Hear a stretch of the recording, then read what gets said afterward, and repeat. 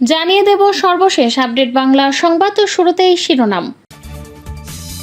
যে যাই বলুক, ফেব্রুয়ারির প্রথমার্ধে নির্বাচন, বলছেন আইন উপদেষ্টা। হ্যাঁ ভোটে বিএনপির জন্ম, না ভোটে মৃত্যু হবে, বলছেন নাসিরুদ্দিন পাটোয়ারি। প্রতারণার জন্য কাঠগড়ায় দাঁড়িয়ে গেছে এই সরকার, বলছেন মান্না। জনগণ সংস্কার বোঝে না, এটা বাস্তবসম্মত কথা নয়, বলছেন তাসনিম জারা। বিএনপির জন্য ছাড় দিয়েছি, তবে গণভোট আগে চাই, বলছেন মোহাম্মদ তাহের। অফিসে শেখ মুজিবের ছবি টাঙানোর বিধান নিয়ে বিএনপির ক্ষোভ।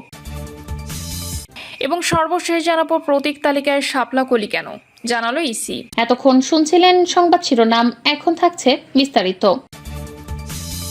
যে যাই বলুক, ফেব্রুয়ারির প্রথমার্ধে নির্বাচন, বলছেন আইন উপদেষ্টা। আইন উপদেষ্টা আসিফ নজরুল বলেছেন, যে যাই বলুক, ফেব্রুয়ারির প্রথমার্ধে জাতীয় নির্বাচন হবে। এই ব্যাপারে সরকার বদ্ধপরিকর। তবে ভোটের পরিবেশ ঠিক রাখার দায়িত্ব কেবল সরকারের নয়, দলগুলোরও দায়িত্ব রয়েছে। আইন উপদেষ্টা বলেন, আজকের বৈঠকে ঐক্যমত্য কমিশনের দুইটি বিকল্প নিয়ে আলোচনা হয়েছে। একটি হলো জুলাই সনদ বাস্তবায়নের আদেশ, তারপর গণভোট এবং 270 দিনের মধ্যে তা কার্যকর না হলে স্বয়ংক্রিয়ভাবে সংবিধান সংশোধন হয়ে যাবে। আরেকটি বিকল্প হলো এই দায়িত্ব নির্বাচিত সংসদের কাছে ছেড়ে দেওয়া। কোনটি গ্রহণযোগ্য হবে তা নিয়ে রাজনৈতিক দলগুলোর মধ্যে তীব্র মতবিরোধ রয়েছে। শেষ পর্যন্ত সিদ্ধান্ত নেবেন প্রধান উপদেষ্টা, আমরা তাকে সহায়তা করব। তিনি বলেন, এতদিন ধরে আলোচনার পরও রাজনৈতিক দলগুলোর মধ্যে যে অনৈক্য রয়ে গেছে তা এখন একটি জটিল চ্যালেঞ্জ তৈরি হয়েছে। রাজনৈতিক দলগুলো ঐক্যমত্যে না এলে সরকার কিভাবে অগ্রসর হবে সে বিষয়টি নিয়েও আমাদের ভাবতে হচ্ছে। গণভোট প্রসঙ্গে প্রশ্নের জবাবে আইন উপদেষ্টা বলেন, বিষয়টি নিয়ে প্রাথমিক আলোচনা হয়েছে, তবে কোনো সিদ্ধান্ত হয়নি। তিনি বলেন, কোনো দল যদি এককভাবে অবস্থান নিয়ে আমাদের উপর চাপ সৃষ্টি করতে চায়, সেটি প্রমাণ করে রাজনৈতিক দলগুলোর মধ্যে ঐক্যমত্য এখনো আসেনি। হ্যাঁ ভোটে বিএনপির জন্ম, না ভোটে মৃত্যু হবে, বলছেন নাসিরুদ্দিন পাটোয়ারি। বিএনপি এবং জামাত ইসলামীকে কুতর্ক বাদ দিয়ে নির্বাচনী পরিবেশ তৈরিতে এগিয়ে আসার আহ্বান জানিয়েছেন জাতীয় নাগরিক পার্টির মুখ্য সমন্বয়ক নাসিরুদ্দিন পাটোয়ারি। নাসিরুদ্দিন পাটোয়ারি বলেন, অস্পষ্টতার মধ্য দিয়ে ভবিষ্যৎ বাংলাদেশকে ঠেলে দিতে পারবো না।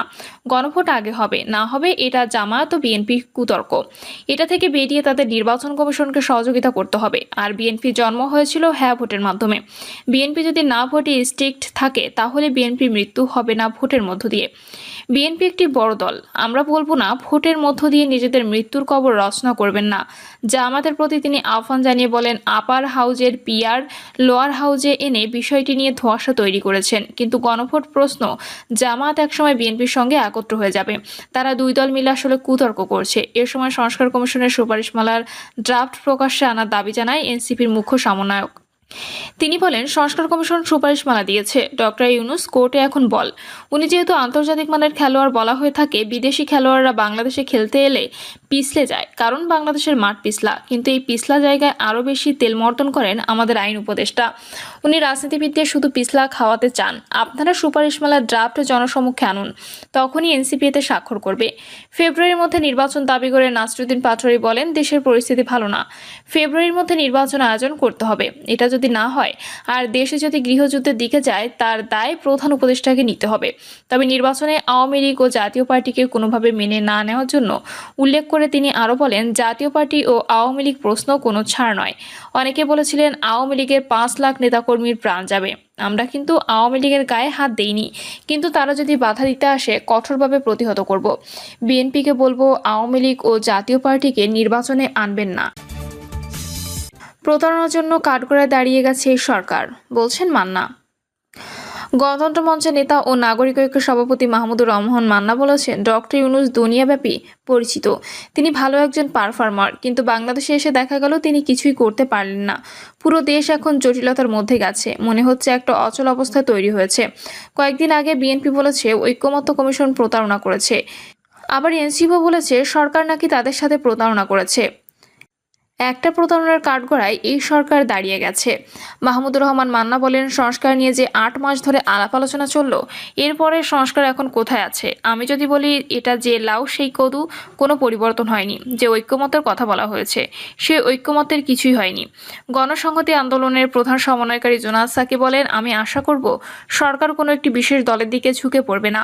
গতকাল জামাত ইসলামী সেক্রেটারি জেনারেল বলেছেন, ফেব্রুয়ারি নির্বাচন পিছিয়ে গেলে অসুবিধা নেই, তাদের গণভোট আগে হতেই হবে, কিন্তু গণভোট আগে হওয়া আর গণভোট জাতীয় নির্বাচনের দিকে একই দিনে হওয়ার মধ্যে কোনো রাজনৈতিক তাৎপর্যতার পার্থক্য নেই।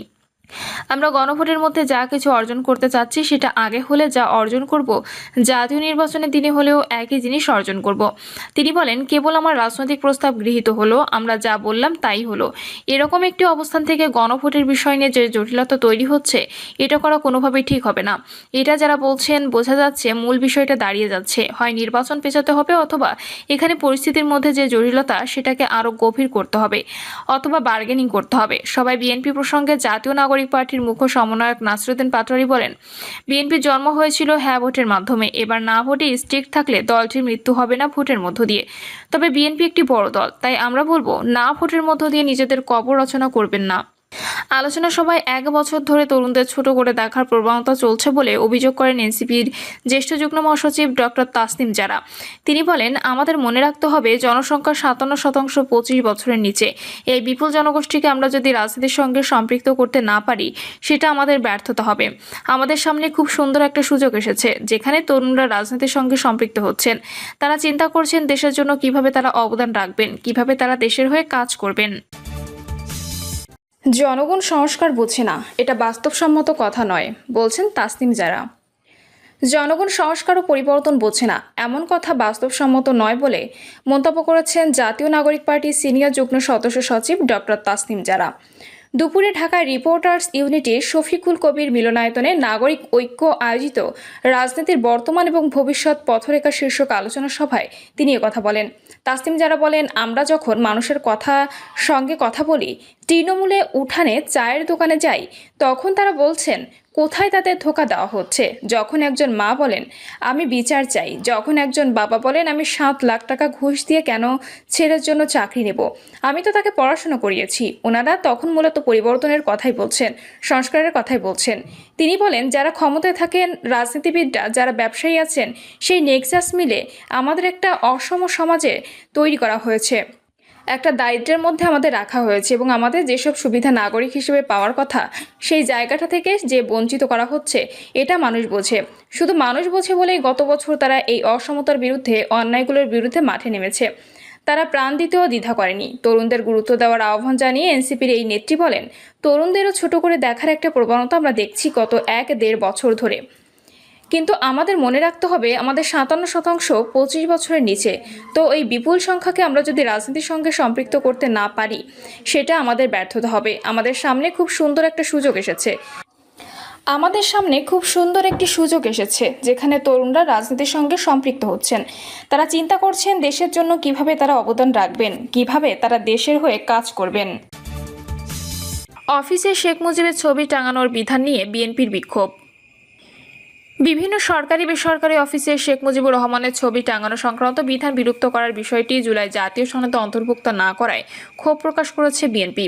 মির্জা ফখরুল বলেন, পরে প্রিন্টেড পুস্তক হিসেবে জুলাই জাতীয় সনদের কপি হাতে পাওয়ার পর আমাদের দৃষ্টিগোচর হয়েছে যে ঐক্যমতের ভিত্তিতে সম্মত কয়েকটি দফা আমাদের অগোচরে পুনরায় সংশোধন করা হয়েছে। আমরা কিভাবে কি করব বুঝতে পারছি না, বলছেন আইন উপদেষ্টা। জুলাই সনদ বাস্তবায়ন নিয়ে রাজনৈতিক দলগুলোর উদ্দেশ্যে আইন উপদেষ্টা ডক্টর আসিফ নজরুল বলেছেন, আপনারা যদি এরকম ভূমিকা নেন সরকার কি করবে আমরা ঠিক বুঝতে পারছি না। এতদিন আলোচনার পর যদি ঐক্যমত না আসে তো আমরা আসলে কিভাবে কি করব, সত্যি আমাদের চিন্তা করতে হচ্ছে।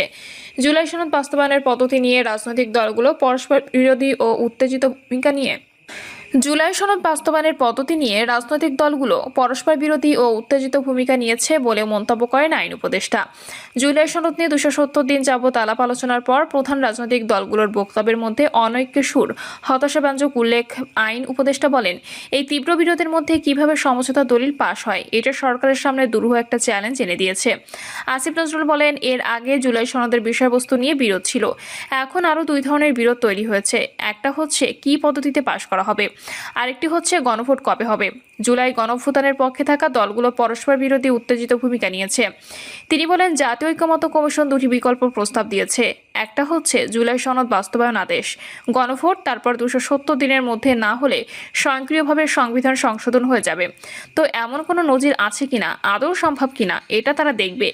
দ্বিতীয় প্রস্তাব হলো এই দায়-দায়িত্ব নির্বাচিত সংসদের হাতে ছেড়ে দেওয়া। এই দুই বিকল্পের মধ্যে কোনটা বেশি গ্রহণযোগ্য সেটা নিয়ে রাজনৈতিক দলগুলোর মধ্যে তীব্র মতবিরোধ রয়েছে। উল্লেখ করে আইন উপদেষ্টা বলেন, গণভোট কবে হবে এটা নিয়ে বিরোধ তীব্রতম পর্যায়ে পৌঁছে গেছে বোধহয়। এটা নিয়ে আমাদের সিদ্ধান্ত নিতে হবে। সিদ্ধান্ত নেবেন প্রধান উপদেষ্টা। প্রধান উপদেষ্টা নেতৃত্বে আমরা থাকবো, তাকে সহায়তা করার জন্য থাকবো। আমরা যে সিদ্ধান্ত নেব আমরা খুব দৃঢ় থাকবো, আর সিদ্ধান্ত খুব দ্রুত নেওয়া হবে।